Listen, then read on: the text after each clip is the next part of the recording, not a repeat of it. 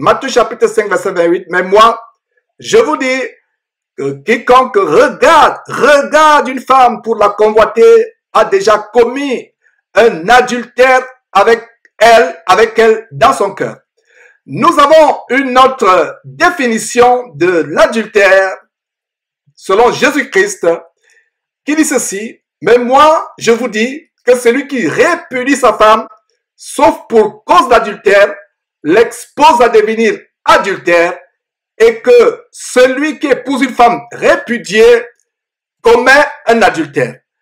Voilà, mes frères et sœurs, un autre grand verset, au verset 32 de Matthieu chapitre 5, qui nous montre la définition de l'adultère selon Jésus-Christ. Vous pouvez aussi prendre Matthieu chapitre 19, verset 9. Notez très bien, s'il vous plaît.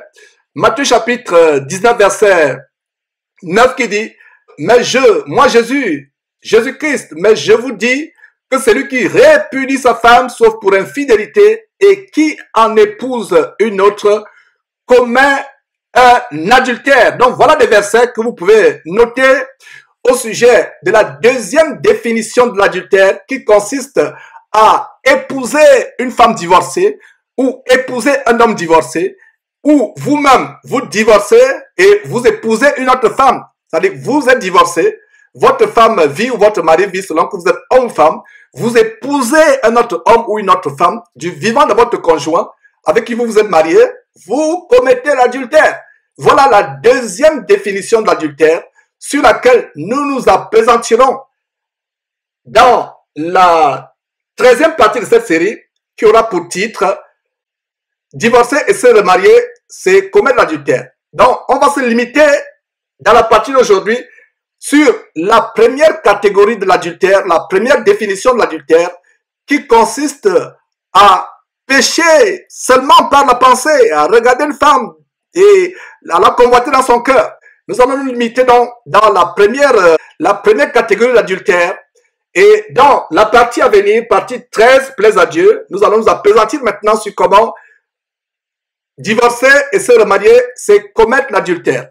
Donc avant d'engager la première partie qui est sur l'adultère mental, l'adultère du fait de convoiter une femme dans son cœur, je vous donne quelques autres versets qui montrent comment le fait d'épouser une femme divorcée ou un homme divorcé, c'est l'adultère. Alors, allons dans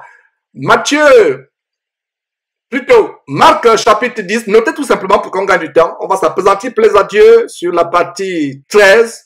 Divorcer et se remarier, c'est commettre divorcer et se remarier, c'est l'adultère. 13e partie de cette série, tout ce que Jésus-Christ a enseigné. Donc, notez en passant, Marc chapitre 10, versets 11 et 12, où Jésus l'a dit que celui qui répudie sa femme et qui en épouse une autre commet un adultère à son égard. Donc, on a vu comment, en Matthieu chapitre 5, verset 32 sur votre écran, que celui qui épouse une femme qui a été répudiée commet l'adultère.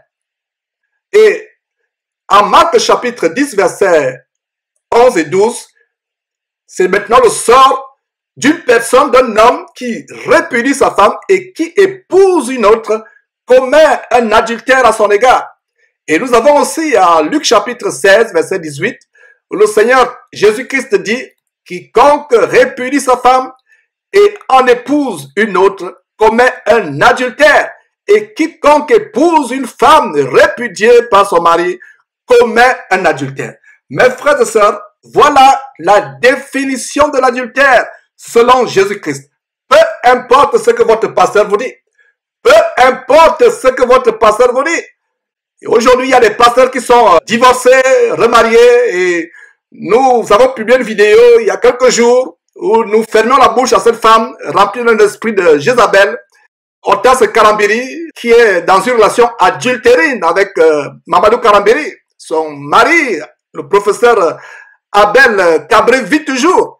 Et voilà une femme qui a le culot diabolique, l'outrecuidance luciférienne de vous enseigner sur le mariage. Son mari vit toujours.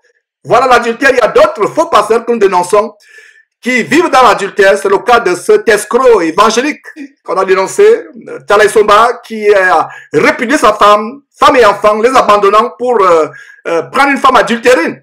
Et mes frères, ce message que je suis en train de te donner, c'est un message qui a entraîné la décapitation de Jean-Baptiste. Les gens vont dire, mais Georges, pourquoi tu dis que ce message a entraîné la décapitation de Jean-Baptiste?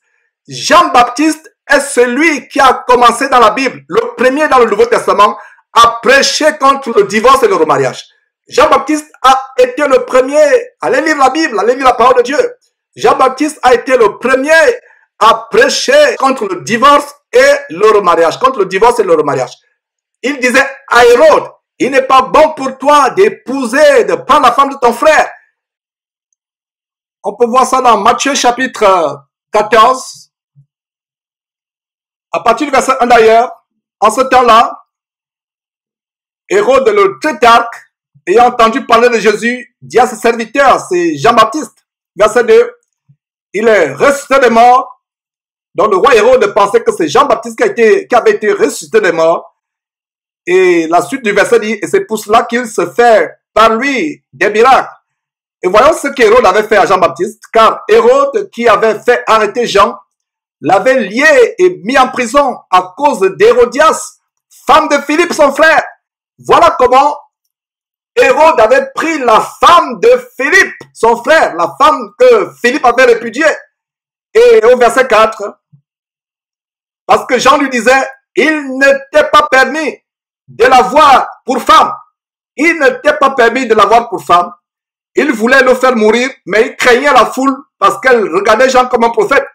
Et si vous lisez la suite si vous lisez la suite de ce contexte, vous allez voir comment Hérodias, cette femme adultérine, avait fait tuer Jean-Baptiste. C'est pour cela que notre tête est mise à prix, ma tête à moi est mise à prix. Par cette femme adultérine, comme les Hortense, Karambiri et autres que nous dénonçons. Elles sont prêtes à nous décapiter si c'était possible. Et c'est pas la première fois qu'on décapite un homme parce qu'il prêche contre le mariage et le remariage. Et peut-être certains parmi vous qui m'écoutez graissent les dents, sont furieux. S'ils pouvaient même entrer dans l'ordinateur pour me masser le cou, s'ils pouvaient même m'attraper, ils graissent les dents. Ce n'est pas la première fois que quelqu'un est persécuté pour avoir prêché la vérité, Donc, voilà comment, dans le Nouveau Testament, la première personne à prêcher contre le divorce et le remariage, c'était Jean-Baptiste. Et ça lui a valu quoi? Ça lui a valu la mort par décapitation. Peu importe les menaces de mort qui pèsent sur nous, peu importe toutes les stratégies qu'ils sont en train de faire pour mettre fin au jour, nous sommes en train de prêcher la vérité. Regardez le verset. Il n'était pas permis de l'avoir pour femme, la femme de ton frère. Ton frère avait répudié sa femme. Toi, tu la prends pour femme. C'est l'adultère. Donc, voilà un verset qui montre que un homme qui épouse une femme divorcée commet l'adultère, ou une femme qui épouse un homme divorcé commet pareillement l'adultère. Donc, si vous qui m'écoutez êtes dans une relation où vous avez épousé un homme divorcé, ma sœur, tu dois mettre fin à cette relation immédiatement et sortir de là. Si toi, mon frère, tu as épousé une femme divorcée, tu dois mettre fin à cette relation immédiatement.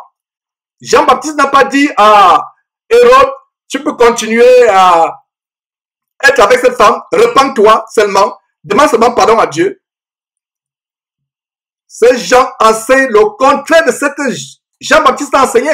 Et n'oubliez pas que Jean-Baptiste est celui qui préparait la voie au Seigneur Jésus-Christ. Donc Jean-Baptiste n'a pas enseigné des choses différentes à celles de Jésus. La preuve en est que Jésus-Christ a accepté d'être baptisé par Jean-Baptiste. Donc Jean-Baptiste annonçait la vérité. Il n'a pas dit à Hérode, Hérode, viens, je vais te baptiser. Demande pardon à Dieu, repens-toi seulement, puisque tu es déjà avec cette femme, vous avez peut-être des enfants, reste avec elle, demande seulement pardon à Dieu, C'est ce que vous lisez? Non! Jean-Baptiste lui disait, il n'est pas permis de l'avoir pour femme. Donc toi qui es marié à une femme qui a été répudiée par son mari, il n'est pas permis que tu sois son mari. Toi, ma sœur, qui a épousé un homme divorcé, tu t'es remarié à un homme qui était célibataire alors que toi, tu as divorcé.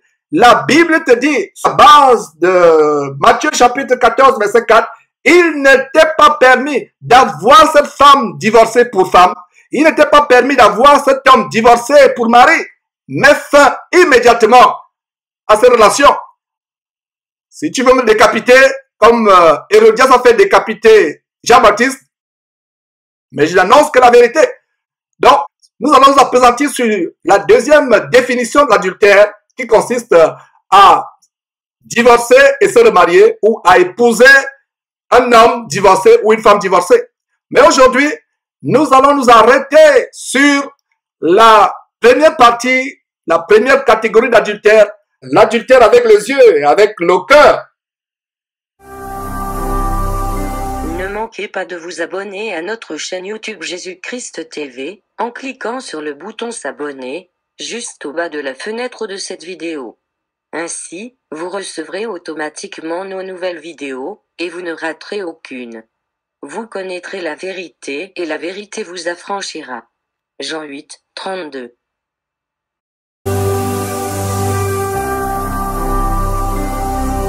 Jésus-Christ TV, vous connaîtrez la vérité et la vérité vous affranchira.